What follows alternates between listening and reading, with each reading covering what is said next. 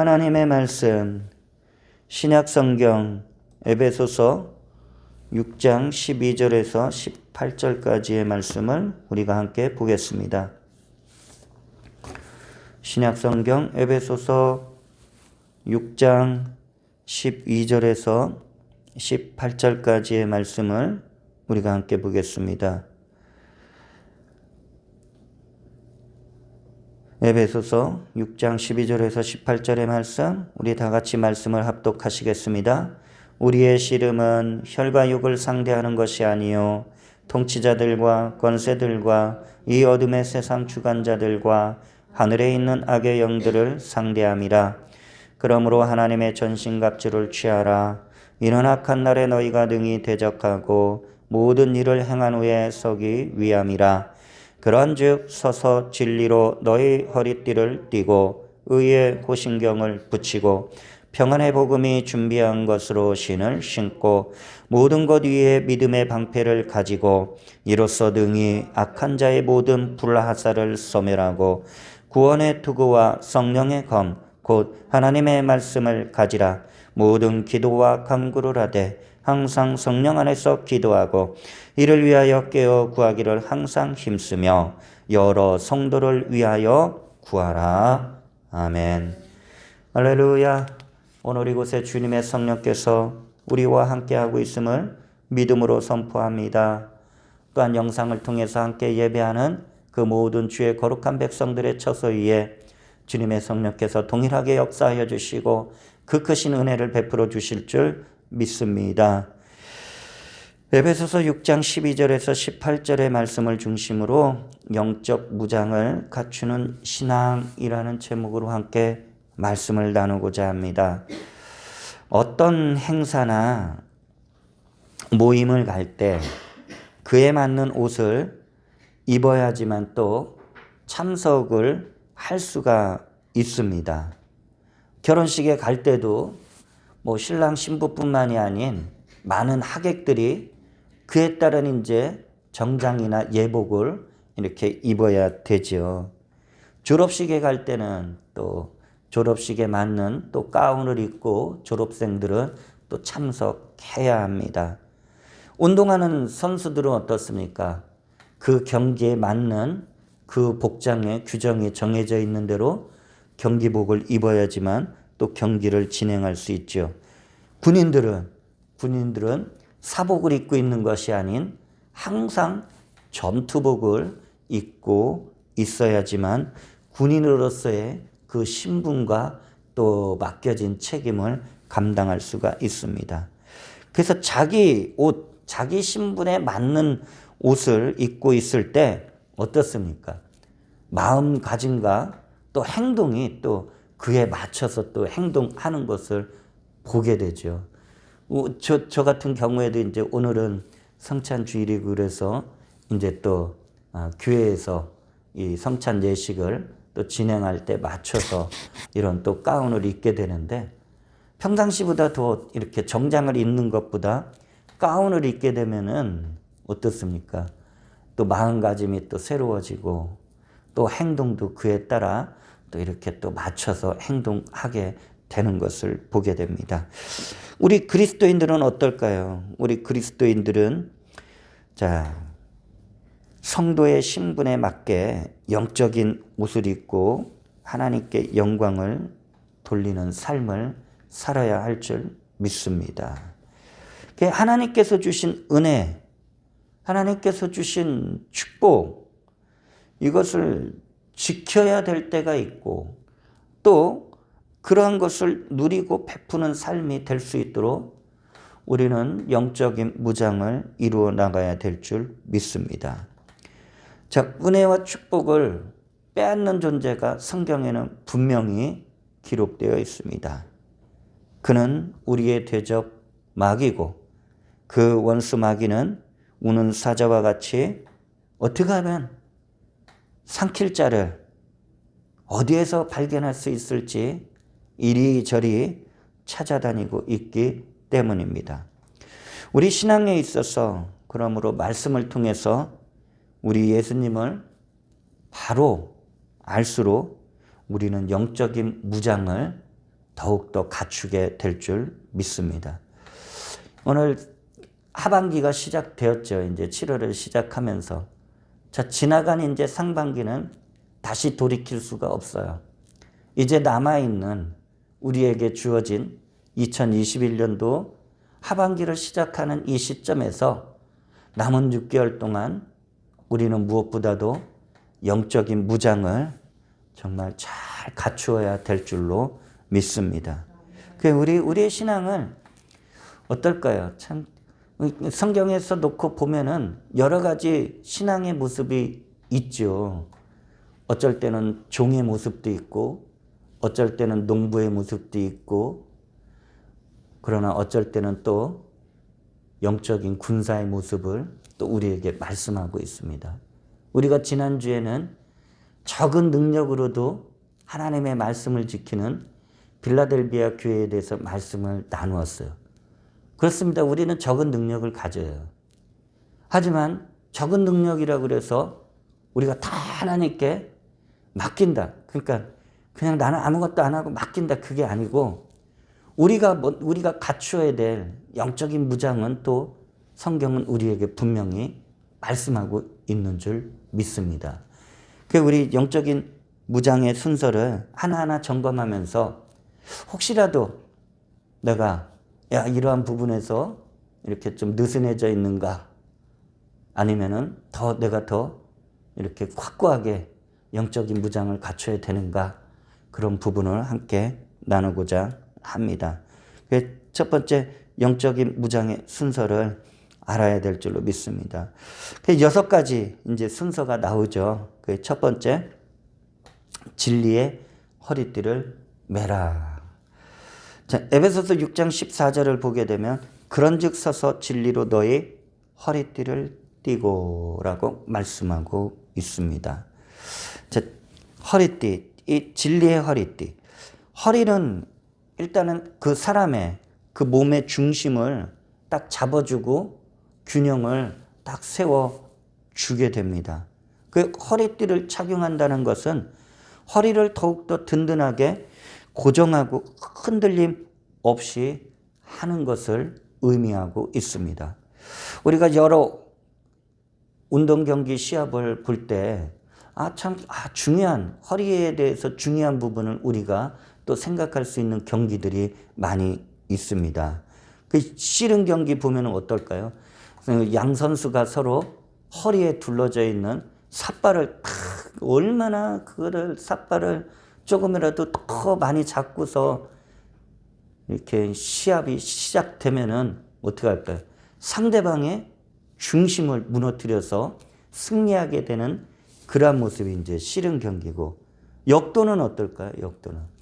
역도는 아주 무거운 그 바벨을 들어 올리는 기록 경기로서 허리를 보호하고 중심을 잃지 않도록 아주 특수 제작된 그러한 허리띠를 착용하는 것을 우리는 볼 수가 있습니다.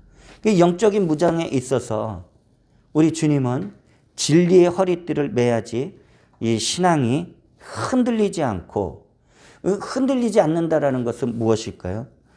여러분, 진리의 반대말은 거짓이죠. 우리가 거짓 속에 있으면은 흔들려요. 갈피를 못 잡아요. 그런데 진리, 참된 그 모습 속에 딱 우리가 서 있게 되면은 두려움이 없죠. 여러분, 거짓된 삶을 살아가는 사람들의 삶은 늘 불안하다라는 것입니다.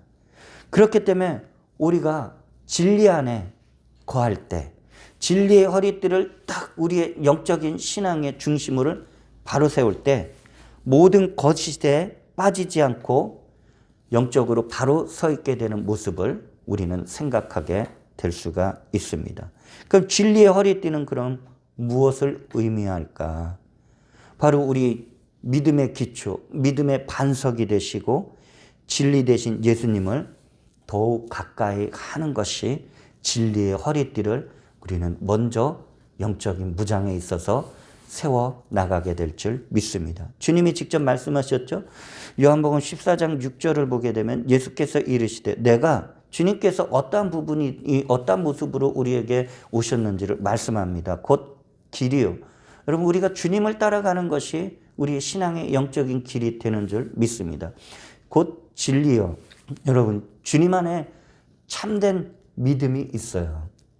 주님을 따라가지 않고 자꾸 사람을 따라가게 되면 거기는 반드시 사람은 우리를 어떻게 해줄 수가 없다라는 것입니다.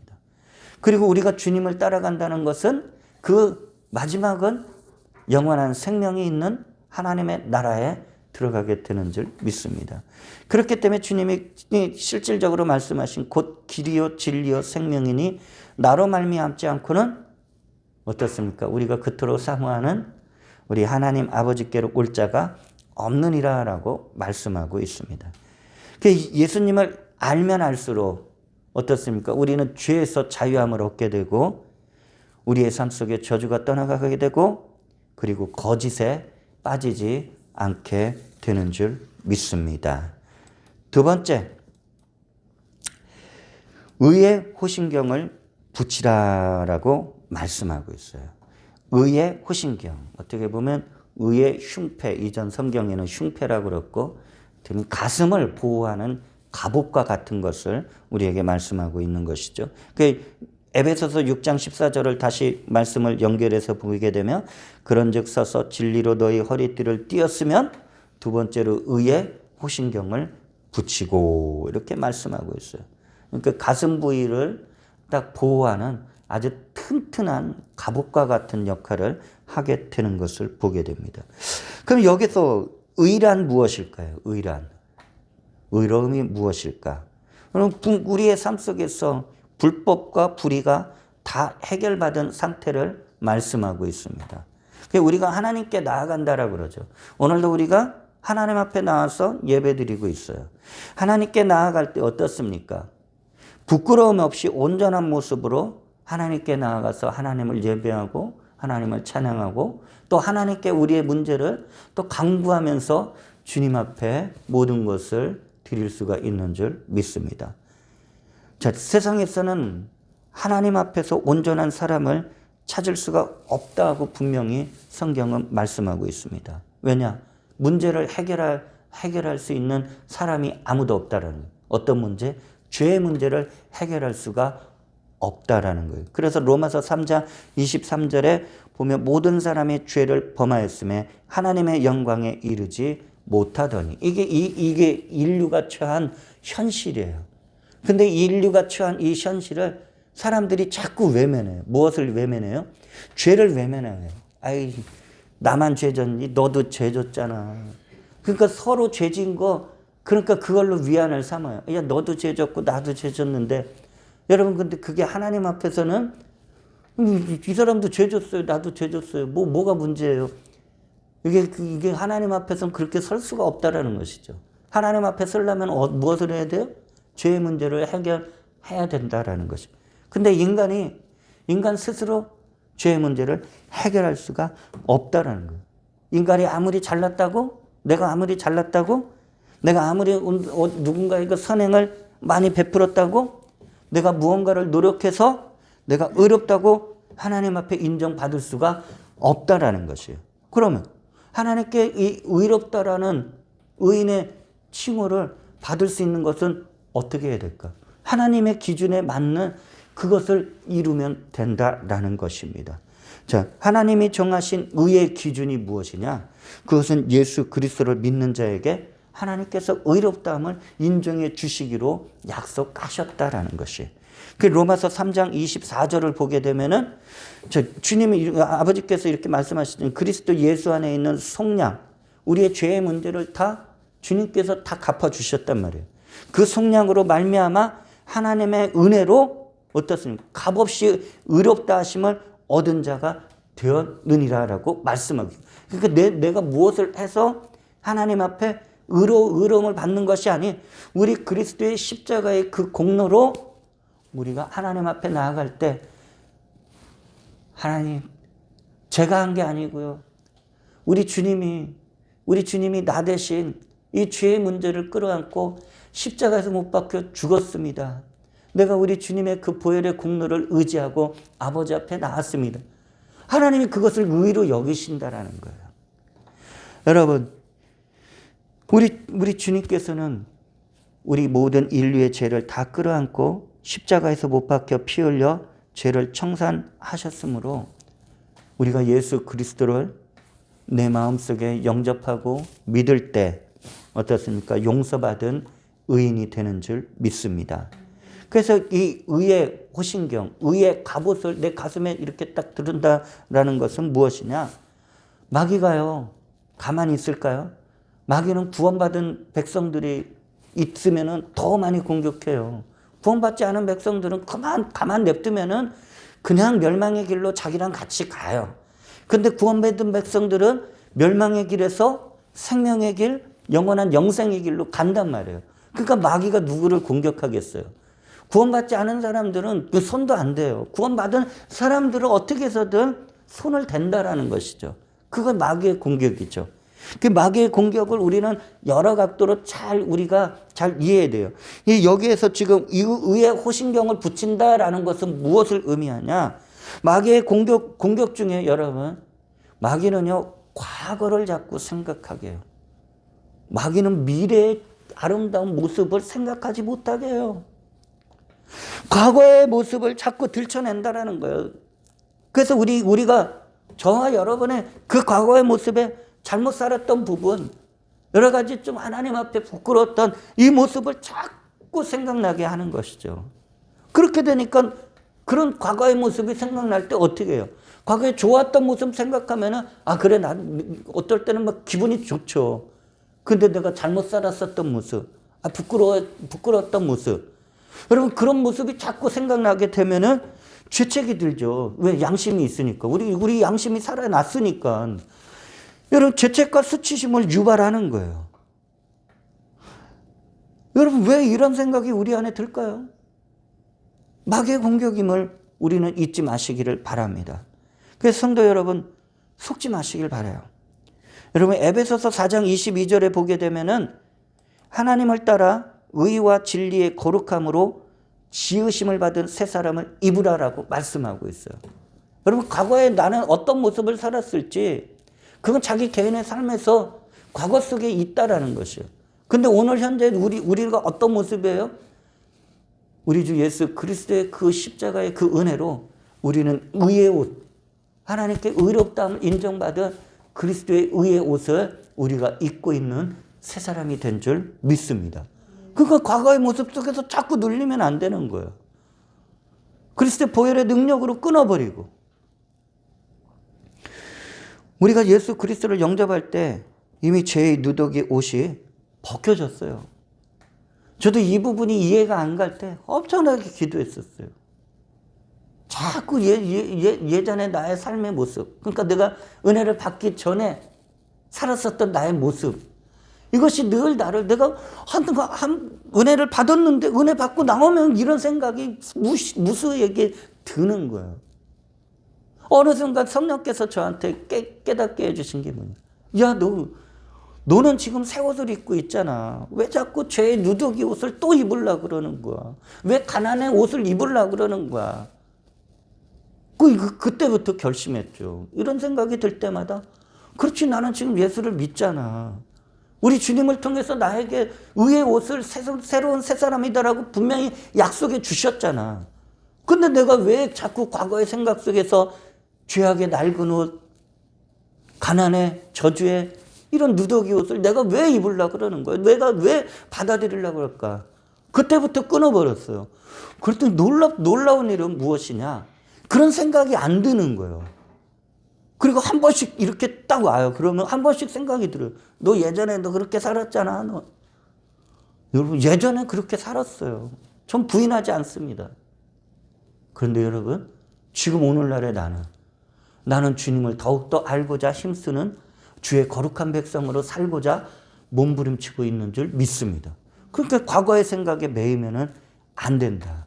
의의 흉배를 든든하게 감싸는 저와 여러분이 되시길 주의 이름으로 축원을 드립니다.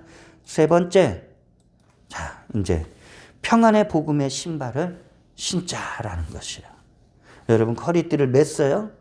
그 가슴을 보호하는 의의 호신경을 딱 착용했어요?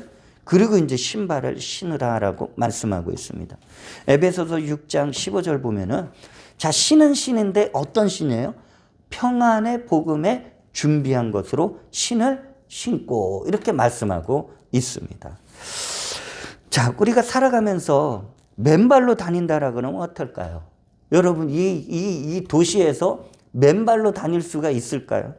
여러분, 맨발로 다니게 되면은 그 아픔과 고통은 이루 말할 수 없을 것이에요. 그런데 신발을 신고 있으면 어떻습니까? 안전하잖아요. 지금은 더운 여름이지만 추운 겨울이 다가와도 동상에 걸릴 염려가 없고, 아무리 울퉁불퉁한 또 뭐 바닥에 막 많은 것이 막 유리 조각이 깨어져 있어도 여러분 신발을 신고 있으면은 안전하다라는 것입니다. 그 신발의 의미는 무엇일까요, 그러면? 여러분, 신발의 의미는 오늘 주님이 우리에게 말씀하셨잖아요. 평안의 복음의 신발이라 그러잖아요. 여러분, 아무리 많은 것을 이룬 사람들이 있어요. 그리고 부족함이 없이 갖추고 있는 사람이 있어요. 그런데 그 마음이 평안함이 없으면은 여러분 아무리 많은 것을 이루고 아무리 많은 것을 갖고 있어도 그것을 누리거나 베풀지를 못한다라는 것입니다. 여러분, 세상 사람들이 무엇을 잃어버린지 아세요? 평안을 잃어버린 거예요. 이렇게 인류는 발전하고 학문도 발전하고 과학도 발전하고 의술도 발전하고 문화도 막 아주 창대하게 막 발전했는데 왜 사람들의 마음은 점점 각박할까요? 여러분, 그것을 내 안에 평안을 잃어버렸기 때문이다라는 것이에요. 그 평안을 잃어버리니까 무엇이 자리를 잡아요? 아무리 많은 것이 있어도, 아무리 많은 것을 이루어도 근심이 쌓여가요. 괴로움에 빠져요. 그러니까 일반적으로 사람들이 이 근심과 두려움, 이 괴로움을 이것을 어떻게 하면 떨쳐버릴까? 어떻게 하면 이겨낼까? 그러다 보니까 자꾸 무엇이 발전해요? 술을 먹는 일들이 많아지고 있다는 거예요. 도박에 빠지고 그리고 약물에 빠지고 그러다 보니까 이 삶이 좋아지는 것이 아니라 더 황폐한 삶에 빠지는 것을 보게 됩니다. 또 어떤 사람들은 명예를 얻으면 평안할 것 같아요. 어떤 사람들은 돈이 많으면 행복하고 평안할 것 같다라고 생각하는 사람들이 많아요. 근데 아무리 많은 것을 가져도요, 여러분 내 안에 평안이 없으면은 이것은 다 부질없는 것들이 된다라는 거예요. 참 예화를 이렇게 듣는데 참 웃을 수도 없고 울을 수도 없고 어떤 부부가 대화를 했어요. 그 아내가 남편한테 자기의 소원이 5가지가 있대요. 그러니까 남편이 궁금하잖아요. 그래가지고 그래 당신의 소원이 무엇이요? 나한테 말해봐요. 남편은 그래도 잔뜩 기대하고 있었단 말이에요. 근데 아내가 자기의 소원을 말하는데 첫째가 돈, 둘째도 돈, 셋째도 돈. 그 남편이 아내의 그 소원에 대한 얘기를 듣다가 기가 막힌 거예요. 너무 기가 막힌 거예요. 그 4번째는 좀 다른 것이 좀 나오겠지 하고 내심 이제 기대를 했는데 4번째도 돈, 5번째도 돈. 남편이 마지막 그 아내의 돈이라는 그 말 속에 남편이 돌아버렸다라는 거예요. 여러분, 그 참 웃지 못할 그런 예화예요. 우리 예수님은요, 우리에게 무엇을 주시길 원해요? 평안을 우리에게 주시길 원합니다. 그래서 우리에게 이 평안의 복음의 신발을 신으라라고 말씀하셔요.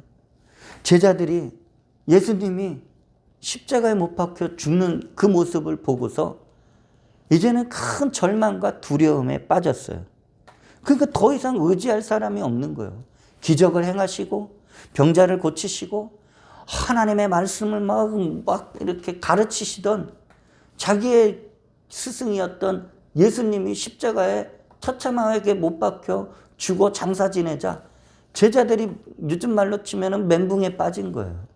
무엇을 어떻게 해야 될지 두려워서 밖에 나가지도 못하고 문을 꼭꼭 걸어 잠궜다라는 거예요. 그런 세상의 근심과 두려움에 휩싸여 있었던 제자들에게 사흘이 지나서 우리 주님이 부활하시고 제자들을 찾아와서 만나실 때 찾아와서 어떤 말씀을 하셨어요? 요한복음 20장 19절을 보면 이날 곧 안식 후 첫날 저녁 때에 제자들이 유대인들을 두려워하여 모인 곳에 문들을 닫았더니, 두려워한 거예요. 두려운 사람들은 문을 닫아요. 여러분, 우울증에 걸린 사람들은 문을 닫아요. 문 열어주지 않아요. 커튼으로 다 모든 빛을 다 막아버려요. 이 우울증의 증세가 이렇게 드러나요. 어쨌든 지금 제자들이 지금 두려워하는 마음이 있는 거예요. 그 모든 문들을 닫았더니 예수께서 오사 가운데 서서 이르시되 너희에게 평강이 있을지어다. 그러니까 평강, 평안, 샬롬 이런 모든 부분들이 평안으로 우리는 또 해석할 수가 있는 것이죠. 여러분, 주님께서 지금 능력 받아라. 지금 내가 너희들한테 큰 권세를 줄 거야. 지금 부활하신 주님이 지금 제자들한테 그런 거 주신 게 아니에요. 지금 제자들의 심리적인 상태, 그 마음의 상태가 바뀌어야지만 주님이 다른 것을 주셔도 그것을 받아서 그 능력을 행할 수가 있게 되는 줄 믿습니다. 그러니까 주님이 오셔서 제자들에게 주님의 그 평강, 위로부터 임하는 하나님의 은혜를 부어주신 줄 믿습니다. 오늘날 우리 주님께서도 우리 성도들에게 어떻게 말씀하셔요? 너희들 근심과 고통에 빠지지 말고 평안을 가지라라고 말씀하고 있습니다. 우리가 온전한 평안을 가지기 위해서는 어떤 여러 가지를 우리가 의미적으로 우리가 이렇게 좀 생각할 수 있죠. 여러분, 내 안에 평안을 누리려면 먼저 용서하는 마음이 있어야 돼. 참 나를 힘들게 하고 나를 괴롭게 하고 나를 고통스럽게 하는, 여러분, 근데 우리는 주님이 말씀하시죠. 용서하라라고 말씀하시잖아요. 그 용서의 신발을 신을 수 알아야 됩니다. 그리고 모든 사람들이 어떻게 대해도 우리는 화평을 이룰 수 있도록 화평의 신발을 우리는 신어야 될 줄 믿습니다. 그리고 우리는 영생의 신발을 신고 천국의 신발을 신고 이 모든 것들이 우리 마음속에 하나하나 잘 세워질 때 우리는 정말 튼튼한 바로 평안의 복음의 신발을 신게 될 줄로 믿습니다. 내 안의 마음의 상태가 우리 주님의 말씀을 통해서 우리 안에 날마다 새롭게 세워지길 바랍니다. 네 번째, 믿음의 방패를 가지고라고 말씀하고 있어요. 에베소서 6장 16절을 보게 되면은 방패가 아주 크죠. 여러분들, 이 전쟁에서 적의 화살, 전쟁을 통해서 보게 되면 우리가 고대 전쟁 이렇게 보게 되면은 화살도 날라오고 그리고 칼도 날라오고 그리고 또 창으로 공격하는 여러 가지 모습이 있습니다. 그랬을 때 가장 몸을 보호할 수 있는 것은 방패가 굉장히 중요한 장비가 된다라는 것이에요. 여러분, 그럼 오늘날 이 영적인 싸움에 있어서 여러분, 마귀는 어떻게 우리들을 공격할까요? 아까는 제가 의의 호신경을 예를 들면서 우리의 과거의 모습을 들춘다고 그랬죠. 마귀는 그 한 가지 방법만 사용하지 않아요. 여러분, 이 지금 화살과 칼과 창 여러 가지 방법으로 우리 믿음의 사람들을 공격한다라는 것이에요. 가장 지금 마귀가 많이 사용하는 것이 무엇이냐? 사람들과의 인간관계예요. 물론 주님과 나 개인의 관계도 어떻게 해서든 해짓고 막 주님을 의심하고 주님의 약속을 그냥 믿지 않고 막 하는 그런 관계적인 측면에서 주님과 나와의 관계를 깨트리려는 그런 모습도 있지만 사람과의 관계, 왜? 혼자 살 수 없잖아요. 우리는 가족과 살기도 하고 또 동료와 같이 지내기도 하고 이웃과 함께 또 살아가는 그런 존재란 말이에요. 그런데 사람들과의 관계를 굉장히 많이 오해하게 해요. 그리고 내 마음속에 저 사람은 이럴 것이야. 저 사람은 저렇게 할 것이야. 여러분 내가 미리 판단하고 내가 생각하다 보면은 그 가운데서 오해가 생겨요. 그러니까 그 상대방은 본의 아니게 실수했을지라도 내가 그런 선입관을 갖고 있다 그러면 어떻게 할까요? 그것을 당연한 것으로 보기 때문에 상대방을 정죄하고 판단하고 그러다 보면 오해가 생기면 어떻습니까? 상대방도 상처를 받죠. 나도 상처를 받죠. 그러면 그 오해가 갈등이 생기게 되고 관계가 깨어지게 되는 거예요.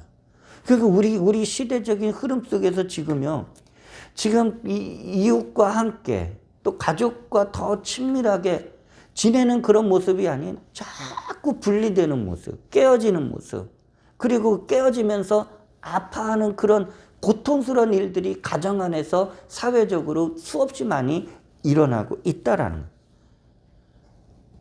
그리고 물질로도 또 마귀는 공격하죠. 물질이 어려움을 겪게 하죠. 건강은 어떨까요?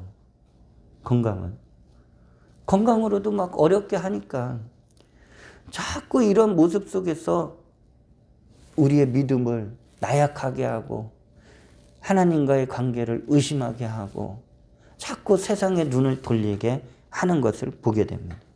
이러한 마귀의 공격을, 영적인 공격을 막아내려면은 우리가 든든한 방패가 있어야 될 줄로 믿습니다. 자, 그런데 이 방패는 고대사를 이렇게 보게 되면 조그만 손방패도 있어요. 아주 조그만 이제 칼날을 막아서는 이제 그런 이제 방패도 있어요. 그런데 지금 화면에 보다시피 아주 자신의 몸을 다 가릴 수 있을 만한 큰 방패도 있다라는 거예요. 우리의 이 방패, 이 믿음의 방패가 아주 조그만 방패라 그러면 원수마귀도 알죠. 저 믿음이 저렇게 조그만 방패 가지고 있네. 옆으로 공격하고 뒤로 공격할 수도 있잖아요. 자, 그런 방패가 커져야 되잖아요. 이 믿음의 방패가 커져야 할 줄 믿습니다. 이 방패를 어떻게 크게 합니까? 여러분, 성경은 분명히 말씀합니다. 우리가 처음 가진 그 믿음, 우리 주님을 믿는 그 믿음에서부터 우리의 믿음은 성장한다라는 거예요. 장성한 분량으로까지 성장하게 되는 줄 믿습니다. 그러니까 우리 손에는 맨 처음에는 이 믿음을 딱 가졌을 때 조그만 방패가 주어졌을 수 있죠. 근데 우리 믿음이 성장하지 않으면은 그냥 조그만 방패로 있는 거야. 근데 우리 믿음이 성장할수록 우리 믿음의 방패는 나의 온몸을 막아주는 아주 든든한 방패가 될 줄로 믿습니다. 여러분 한번 우리의 신앙의 삶의 모습을 보세요. 믿음이 작았을 때 어떻습니까? 방패가 작아서 조그만 시험에도 견디지 못하고 얼마나 많이 쓰러지고 넘어졌습니까? 그런데 우리가 그런 과정 속에서 그런 연단 속에서 우리가 지금까지 한 걸음 한 걸음 왔어요. 오늘날에 있어서는 어떻게 됩니까? 이 믿음이 단련되니까 믿음의 방패가 처음 가졌던 이 조그만 방패보다도 지금은 더 커진 줄 믿습니다. 앞으로도 더 커지는 그 믿음의 방패를 우리 모두는 가져야 될 줄 믿습니다. 그럼 이 신앙이 성장해야 돼요. 이 신앙이 성장하고 이 믿음의 방패를 키우는 비결은 없을까? 여러분, 제가 한번 말씀드렸죠. 이 믿음은 어디에 연결되어 있다고 그랬어요? 예수님을 사랑하는 그 사랑에 연결되어 있는 줄 믿습니다. 그 예수님을 내가 더 가까이 하고 예수님을 더 사랑하는 것이 우리의 믿음이 자라고 이 믿음이 자랄수록 우리의 믿음의 방패는 더 커지게 되는 줄 믿습니다. 우리가 이전에 신앙생활할 때 어떤 모습이 있어요? 예수님 통해서 은혜 받으면, 예수님 통해서 축복받으면 그게 다인 줄 알았잖아요. 하지만 여러분, 정말 믿음이 성장한 사람들을 우리가 자세히 살펴보면 여러분, 그 은혜와 축복은요, 그거는 부차적인 게 되는 거예요. 먼저 1차적인 것이 무엇이냐? 바로 믿음이 성장할수록 말씀을 가까이 하고 말씀을 사랑해요. 그리고 예배를 정말 소중하게 여기고 예배를 드립니다. 그리고 그 기도의 자리를 정말 소중하게 지키는 것을 되게 사모해요. 왜냐? 기도할 때 주님의 성령을 통해서 그 영적인 감동과 그 은혜가 물붓듯이 부어지는 것을 알기 때문이죠. 여러분, 예수님을 사모하면 사모할수록 말씀 속에 또 예배의 중심 그리고 기도의 삶이 하나하나 더욱더 열어지게 되는 줄 믿습니다. 다섯 번째, 구원의 투구를 쓰고라고 말씀하고 있어요. 에베소서 6장 17절을 보게 되면은 구원의 투구와 이렇게 이제 다음에 이제 또 연결되어 있는데, 여러분, 이 투구는 머리를 보호하는 아주 중요한 장비입니다. 아까 의의 호신경은 가슴을 이제 중점적으로 보호하고, 그리고 이제 믿음의 방패는 나의 온몸을 가리지만, 이 방패가 커도요, 머리는 전방을 주시해야 되기 때문에 머리는 이게 보호받을 수가 없죠, 방패에. 그러니 머리만을 보호할 수 있는 장비, 그것이 바로 투구라라는 것입니다. 그럼 우리 영적으로 이 구원의 투구는 무엇일까? 우리의 생각을 보호하는 것을 우리에게 의미하고 있는 줄 믿습니다. 마귀의 공격은요, 어떻습니까? 자, 과거를 계속해서 생각하게 하죠. 믿음이 연약할 때. 그리고 또 수없이 많은 관계적인 측면에서 깨트리고, 물질로도 깨트리고, 막 건강으로도 막 넘어지게 하고 하죠. 그런데 마귀가요, 그런 방법만 사용하는 것이 아닌 우리의 생각을 아예 탁 잡아버리려고 한다라는 것이에요. 우리의 생각을 딱 마귀가 점령하게 되면 어떻게 될까요? 저와 여러분의 삶 속에 지금 환경은 어떨지 몰라요. 그리고 저와 여러분의 몸의 상태가 어떨지는 몰라요. 여러 가지 재정적인 문제도 있을 수도 있고, 관계적인 측면도 있을 수 있어요. 근데 지금 내 생각이 지금 어떠냐 이거예요. 여러분, 내 생각이 기쁨이 없고 감사가 없으면은 여러분 부정적인 생각이 많이 들게 돼요. 그런 부정적인 생각이 많이 들게 되면 모든 나에게 지금 주어져 있는 환경을 부정적으로 바라보게 돼요. 그런 부정적인 삶을 살게 된다는 것이에요.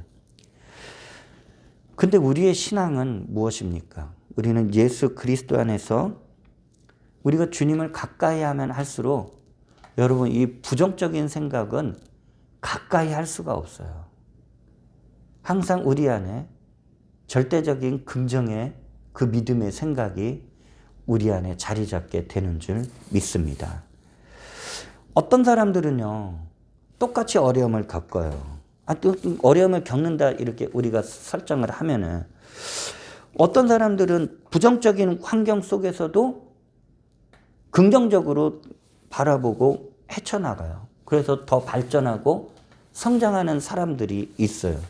그런데 어떤 사람들은 아무리 좋은 환경이 주어져 있어도 그거를 부정적으로 바라보고, 그리고 원망하고 불평하다 스스로 넘어지고 일어서지 못하는 것을 보게 됩니다.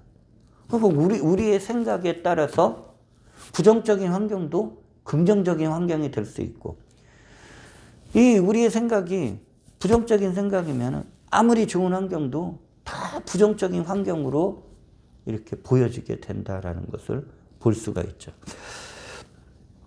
하나의 예화를 보게 되는데, 꿀벌과 똥파리의 그런 모습을 설명을 해 주시더라고요. 여러분, 꿀벌은 밖에 나가면은 항상 무엇을 가지고 와요? 꿀벌은요, 꿀만 가지고 와요. 다른 거 안 가져와요. 꿀벌은 어떻게 해서든지 꿀을 가지고 와요. 그런데 이 똥파리는 무엇을 갖고 와요? 그것만 갖고 와요. 계속 그것만 갖고 와요. 여러분, 우리가 말씀을 통해서 여러분, 우리는 꿀벌과 같이 여러분 감사를 심을 수 있어야 되고, 그리고 말씀을 통해서 소망과 꿈을 심어야 되고, 예수님이 나를 반드시 도와주시고, 그리고 내가 오히려 이 지금의 삶 속에서 하나님의 이름을, 우리 주님의 이름을 간증할 수 있는 일들을 베풀어 주실 것이다라는 그런 믿음을 우리는 생각 속에 반드시 심어야 될 줄로 믿습니다. 그것이 우리의 구원의 투구를 확실하게 쓰고 있는 그 믿음의 모습이 될 줄 믿습니다. 마지막으로 6번째, 성령의 검을 가지라라고 말씀하고 있어요. 에베소서 6장 17절 하반절을 보게 되면은 구원의 투구와 그 다음에 성령의 검, 곧 하나님의 말씀을 가지라라고 말씀하고 있습니다. 자, 이 검이라는 것은 무엇일까요? 이 검은 방어도 할 수 있고 공격도 할 수 있는 두 가지 측면으로 우리는 해석할 수가 있습니다. 그러면 성령의 검을 우리는 어떻게 잡을 수 있을까? 여러분, 성령의 검, 곧 하나님의 말씀을 가지라. 그러니까 성경은 어렵지 않게 우리에게 분명한 해답을 알려줘요. 그냥 성령의 검이다라고 그러면 이거 어떻게 해석이 안 되는데, 우리 주님은 참 우리를 너무 정말 하나하나 다 알고 계셔요. 성령의 검이 무엇이다? 말씀의 검이다라고 말씀하고 있는 줄 믿습니다. 그 말씀을 듣는 것, 말씀을 읽는 것, 그 두 가지 측면에서 보게 되면은 이 말씀을 듣고 말씀을 읽으며 내 안에 하나님의 생명의 말씀이 자리를 잡는 거예요. 그러니까 내 생각 속에 수없이 많은 생각들이 들어오겠지만 하나님의 말씀이 채워진다. 하나님의 말씀이 내 안에 기억나고 말씀이 계속해서 선포된다. 여러분, 이것은 하나님의 성령의 검을 잡은 것을 의미하고 있다라는 거예요. 그러면 정말 하나님의 말씀이 이 예리한 검과 같이 그렇게 우리의 삶에, 우리의 신앙에 직접적인 영향을 미칠까? 성경은 분명히 말씀하고 있어요. 히브리서 4장 12절을 보면은 하나님의 말씀은 살아있다고 그랬어요. 여러분, 우리 주님의 말씀은 살아있는 줄 믿습니다. 그 살아있어서 움직이는 거예요. 생명이 있는 거예요. 활력이 있어서 좌우의 날선 어떤 검보다도 예리해요. 하나님의 말씀도 검으로 놓고 지금 비교를 했을 때 어때요? 세상에 있는 어떤 검보다도 더 예리하다는 거예요. 그래서 어느 정도까지 예리하냐? 혼과 영과 및 관절과 골수를 찔러 쪼개기까지 하며 또 마음의 생각과 뜻을 판단하느니.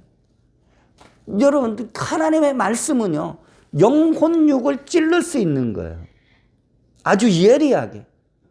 그리고 우리의 마음속의 뜻, 계획, 내 생각, 이것까지도 하나님의 말씀으로 예리하게 잘라서 분리시킬 수 있는 것이 바로 성령의 검, 하나님의 말씀인 줄 믿습니다. 지금 세상의 과학이 엄청나게 발달하고 있죠. 세상의 과학이 아무리 발달하고 지금 우리 앞에 최고의 외과 의사가 있다 해도 사람의 영과 혼과 육을 이것을 딱 생명의 지장이 없이 분리시킬 수는 없다라는 것입니다. 그 하나님의 말씀은 어떨까요? 우리 개인적인 측면에서 놓고 보면은 나의 모든 전 인격을 아주 예리하게 살피고 계시는 줄 믿습니다. 그래서 하나님의 말씀은요, 우울증이나 노이로제, 이런 마음의 병도 말씀으로 잘라낸다라는 것이에요. 수없이 많은 사람들이요, 많은 병원의 치료를 받고 하죠. 근데 우리 안에 어떨까요? 여러분, 우리 안에 마음에 고통이 있죠. 아픔이 있죠. 근데 우리 주님을 예배하고 하나님의 말씀을 듣고 우리의 입술로 주님을 높이는 찬송을 힘차게 부를 때 여러분, 우리가 알잖아요. 예배 드리기 전에는 그 어둡고 답답했던 마음이, 여러분 우리가 예배를 드리며 하나님의 말씀을 내가 귀담아 들을 때, 하나님을 높여 찬송할 때 그 어두운 마음이 그 말씀의 권세로 다 떠나가고 성령의 빛으로 가득가득 우리의 마음이 밝아지는 은혜가 반드시 있게 되는 줄 믿습니다. 육신의 질병도 말씀으로 치료해 주시잖아요. 여러분 누가복음 4장에서 베드로의 그 장모님께서 열병으로 누워 있는 것을 예수님이 찾아가셨을 때 어땠습니까? 여러 가지 복음서에서는 주님이 열병을 치료하셨다 이렇게 말씀도 하지만 누가복음 4장에서는요, 주님이 이 열병, 이 병마도 꾸짖어서 쫓아버리니까 그 베드로의 장모께서 건강을 회복하고 예수님과 많은 사람들을 그 자리에서 섬겼음을 성경은 기록하고 있습니다. 하나님의 말씀은 또한 우리 사람의 마음에 감춰진 죄악도 하나님의 말씀은 찾아내는 줄 믿습니다. 열왕기상, 구약성경 열왕기상 3장을 보게 되면은 솔로몬이 하나님 앞에 1000번째 예배를 드리고 그리고 은사를 받죠. 무엇을 받아요? 지혜의 은사를 받죠. 하나님의 지혜를 받잖아요. 그 하나님의 지혜가 얼마나 충만한지 많은 외국에서 사절단이 와서 솔로몬의 지혜에 감탄하게 되죠. 그런데 어느 날 갓난아기를 낳아 기르던 두 여인이 찾아와요. 솔로몬한테. 근데 와서 보니까 솔로몬한테 나와서 본 거 보니까 한 아이는 죽었고 한 아이만 살았다라는 것이에요. 근데 두 여인 모두가 살아있는 아기가 내 아들이다. 내가 진짜 엄마다라는 거예요. 여러분, 살아있는 아이는 한 명인데 엄마는 두 명이에요. 그러니까 이거를 솔로몬에게 나와서 재판을 통해서 누가 진짜 엄마인지 그것을 가려달라.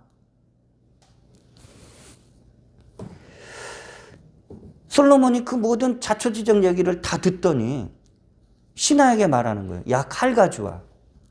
칼 가져와 가지고 지금 이 살아있는 이 갓난아이 아주 정확하게 둘로 나눠. 그래 가지고 이 두 여인한테 한쪽씩 다 나눠줘. 그렇게 판결을 내리는 거예요. 여러분, 그랬을 때요, 여러분, 진짜 엄마와 가짜 엄마의 그 차이가 어떻게 나타나는지 아십니까? 열왕기상 3장 26절을 보게 되면은 그 산 아들의 어머니 되는 여자가 그 아들을 위하여 마음이 불붙는 것 같아서 자기 아들이 지금 칼로 나눠지게 됐잖아요. 여러분, 그 마음이 불붙는 것 같아서 왕께 아뢰어 청하건대 내 주여 산 아이를 그에게 주시고 아무쪼록 죽이지 마옵소서 하되 다른 여자, 가짜 엄마죠. 다른 여자는 말하기를 내 것도 되게 말고 내 것도 되게 말고 나누게 하라 하는지라. 여러분, 사람의 그 은밀한 그 마음의 그 간사한 그 죄악이 여러분 이 말씀의 지혜의 은사를 통해서 하나님은 정확히 진짜와 가짜를 구별하게 되는 줄 믿습니다. 그 솔로몬이 누가 진짜인지 누가 가짜인지 누가 거짓말장인지 누가 진실을 말하고 있는지를 무엇으로 분별해요? 하나님의 말씀 그 지혜로 분별하고 진짜 엄마에게 살아있는 아이를 안겨주게 되는 그런 사건을 우리는 성경을 통해서 접할 수가 있습니다. 말씀을 맺길 원합니다. 이와 같이 하나님의 말씀을 첫째는 잘 들어야 돼요. 그리고 끊임없이 읽어야 돼요. 그러므로 말미암아 우리가 영적인 분별력을 가져야지 이 성령의 검, 하나님의 말씀의 검을 사용해서 마귀의 공격도 물리치고 오히려 마귀를 대적해서 쫓아나게 되는 그러한 은혜가 있게 되는 줄 믿습니다. 이제 하반기 시작합니다. 우리 성도님들, 저도 그렇습니다. 저와 우리 모든 성도님들, 영적인 무장을 절대로 풀어놓으면 안 됩니다. 날씨 덥다고, 장마 때문에 막 축축 처진다고 그럴 수는 없어요. 우리는 그리스도인이자 하나님의 영적인 군사가 되는 줄 믿습니다. 영적인 무장을 다 갖추어서 날마다 승리하는 은혜가 넘쳐나시길 주의 이름으로 축원을 드립니다.